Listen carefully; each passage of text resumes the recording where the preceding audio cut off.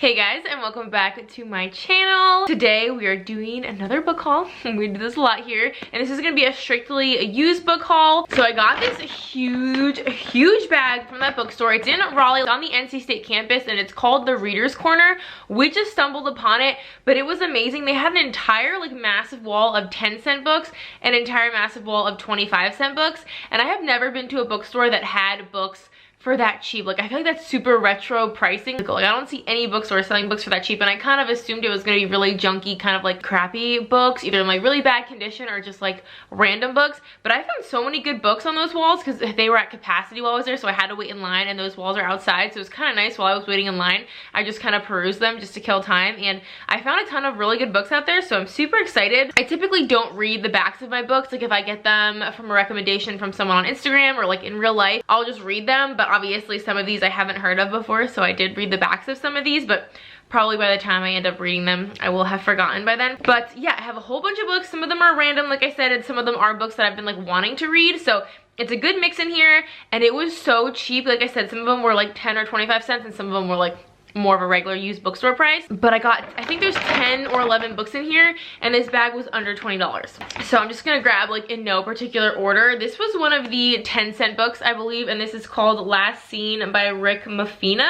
And apparently this is a USA Today best-selling author. And this one is about a child that goes missing, just vanishes from this really perfect life couple, and everything's going great for them, and then their son disappears. So I thought that was a really interesting storyline. I also feel like this is a really fat book, a really thick book. This is 530 something pages, and it's also kind of that weird shape. I feel like it's very tall and narrow, which I kind of like books this shape just because I feel like they're super easy to read and easy to hold, and they fit into your purse and your backpack really easily. So I like paperbacks, especially. If y'all have been watching my channel, you know I love paperbacks, but I really like small, kind of condensed books like this. So I thought this one sounded pretty interesting. You will notice, and if you've watched any of my other book hauls, you know I typically prefer thrillers and mystery, those kind of books. So a lot of these are that, and this is kind of along those lines, but I thought this sounded really interesting. Also, let me know if you have read any of these ones, especially the ones that I just randomly got, like that one, and honestly a good chunk of these. Let me know if you've read any of them.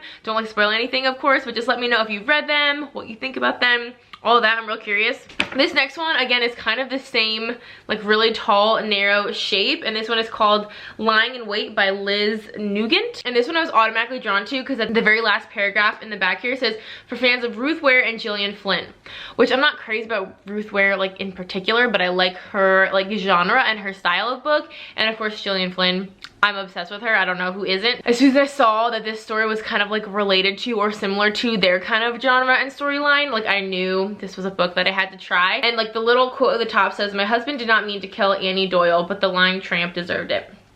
So I kind of thought that that sounded sort of interesting, so I'm definitely gonna give this one a try. And again, going along with the thriller theme, this one is called So Cold the River by Michael Corita. And this one is about, again, I'll try not to reread it too much, but this one is about a family member that wants to make a documentary about their grandfather who may or may not be dead, or maybe it's just really old, and they kind of start uncovering some family secrets as they go about doing their research and stuff like that.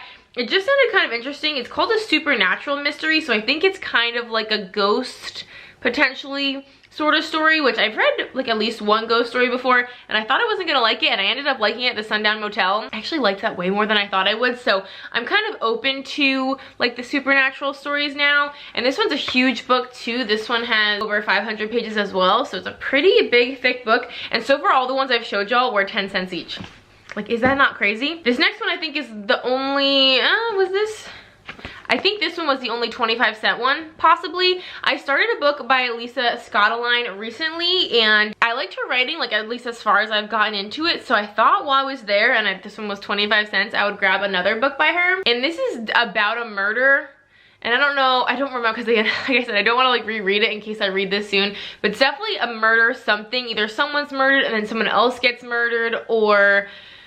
oh, no. I think this girl's sister was murdered, and someone's in jail for her murder, but the sister doesn't think that the person that's in jail for her murder is the one that did it, so she's trying to get the case reopened, against her parents' wishes and stuff like that. It's something about a family trying to solve another family member's murder that they thought was solved.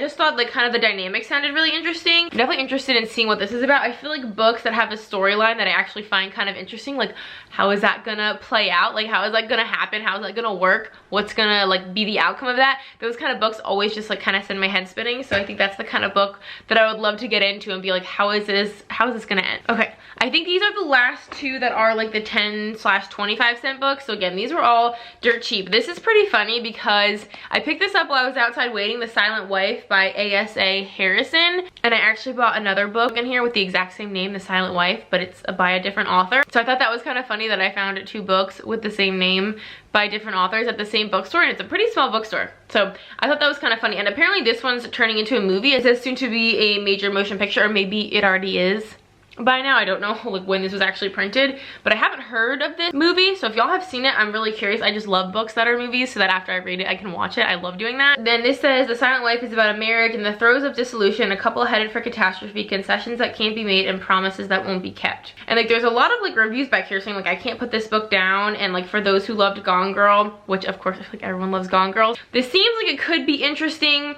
I'm not exactly sure. The Silent Wife I got is by like a much more like well-known author, at least as far as I know. But again, I love like little tiny paperbacks, so I was excited to grab that one. And then this one again was also one of the ones outside. This is A Dead Girl Running by Christina Dodd. It says there's a bonus story in here, so. And it says like at the top here, which kind of drew me in, it says, I have 3 confessions to make. 1, I've got the scar of a gunshot on my forehead. 2, I don't remember an entire year of my life. And 3, my name is Kellen Adams, and that's half a lie. So from what I remember, this is about a woman that like disappears, and then a woman shows up randomly somewhere else with like a different name, and like they try to piece together if the disappeared woman is this woman. And like it says, she doesn't remember a year of her life, so I don't know if she like gets taken and then escapes, or if she purposely disappears, or like what. But it seems like an interesting kind of like, I don't know if it's a murder mystery, I don't know if anyone dies, but definitely some kind of like kind of psychological thriller sort of book. So I don't know, just the title kind of drew me in, Dead Girl Running. And I also think the cover is pretty. It's got like a girl and then kind of like those trees. I don't know, I thought it sounded really interesting. And then I've got a couple more in here. They were all like on the inside. These are more kind of like well-known books. So this first one, I'm sure probably all of y'all have heard this and maybe have already read this, and this is Daisy Jones and the Six, which I know like I feel like everyone has been talking about, and it's not my typical style of book, mainly because it takes place in the late 60s, which I'm not really crazy about books in the past, even though it's not that long ago, obviously. But there is a review up here by Aylin Hildebrand, which I really like her and I like her books. So I always think whenever a book is reviewed by another author that I really like and respect, I can like kind of give a little extra credit to the book that I haven't read yet. I kind of feel like I will probably like it if an author that I like also recommends it. And I've just heard so many people rave about this book. I've heard a lot of books be kind of compared to this book in terms of like the genre and the storyline. And this looks also brand new. Like the cover is in perfect condition. The spine is not creased at all. Like it literally looks like it's never been read. And it was $3.95 at the bookstore, which I thought that was just such a steal. This is gonna be a little outside my comfort zone. Like I said, this is not the kind of like story I would typically go for, but sometimes it's good for me to like take a break from the psychological thrillers and like death, grief, and sorrow murders and like read something that's a little bit lighter. And then this next one, obviously everyone knows this book, The Woman in Cabin 10.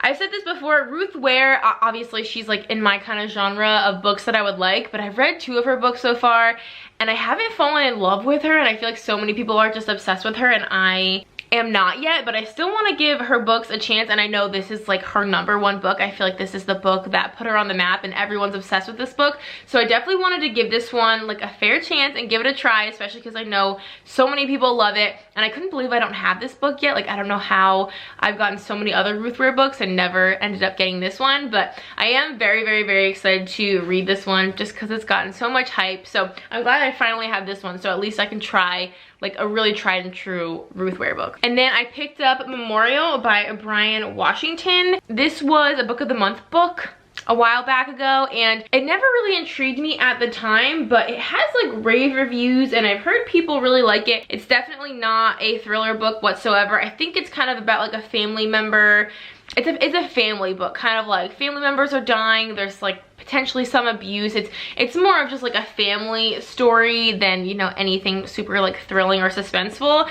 And like I said, sometimes that's what I need in my life to kind of break things up. So I think this will be more of like a profound, you know, kind of book that gets you in your feelings more so than something that's going to keep you on the edge of your seat. And I also just really like the cover art on this. I just feel like I was drawn in. Again, this might not be like totally up my alley, but I'm definitely willing to give it a shot. It's a Good Morning America book club book, and actually I meant to say the Daisy Jones and the Six is a Reese's book club book. So I don't know, I feel like again when those kind of books have that kind of backing, it gives it a little more credibility that'll probably be enjoyable. And then last but not least, like I said, I got another book called The Silent Wife, which is so funny, and this one is by Karen Slaughter, which I definitely have at least one if not two books by her that I haven't read yet, just up in my bookcase. One I think is called The Good Sister, The Good Daughter. I think I might have another one. This is just a gigantic book. I think this is only, yeah, this is one of only 2 hardcovers that I got. I typically try to avoid hardcovers, but I could not resist this one because it has the like textured edges. One of y'all commented on one of my previous book hauls saying, I think it's called Delk or Delking, something like that, D-E-L-K. That's what the name of the textured edges is, which I had never heard of that before. I don't know like how I haven't heard of that, but as soon as I saw that, I was like, I need this book. I mean, I love a book with those kind of pages.